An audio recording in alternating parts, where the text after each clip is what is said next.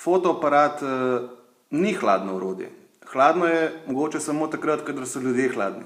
Kadar se ti ljudje odprejo in te spustijo v neposredno bližino, kar je seveda tudi moj cilj in namen, takrat je fotoaparat zelo toplo orodje.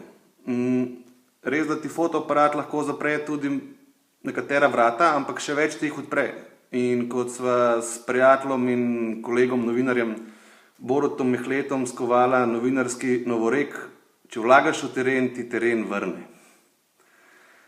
Če ljudje trpijo, potem mora to tudi na fotografijah tako izpasti.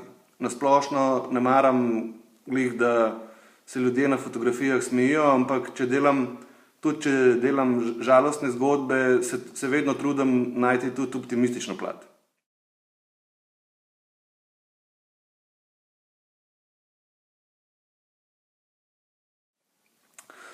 Na teren pri takih zgodbah odhajam brez vseh čustev. Čustva puščam doma.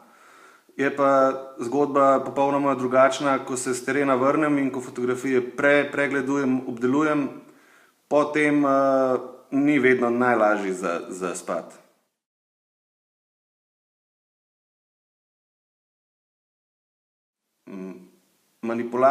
Možnost manipulacije razumem, da možnost vedno obstaja.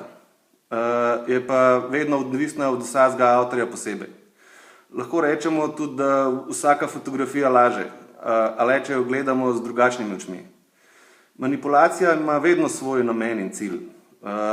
Verjamem pa, da se fotografi, ki ne delamo le z očmi, ampak tudi srcem, tega ne poslužujemo. Čeprav ima resnica več obrazov, se vsak od nas trudi pokazati takšno, kot je.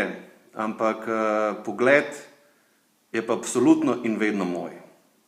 Zdaj bi pa ob tej priliki rad čestital še ostalim nagrajencem. Tako da čestitke, na zdravje, na vaše zdravje, pa upam, da bo dober žur. Evo, to od mene.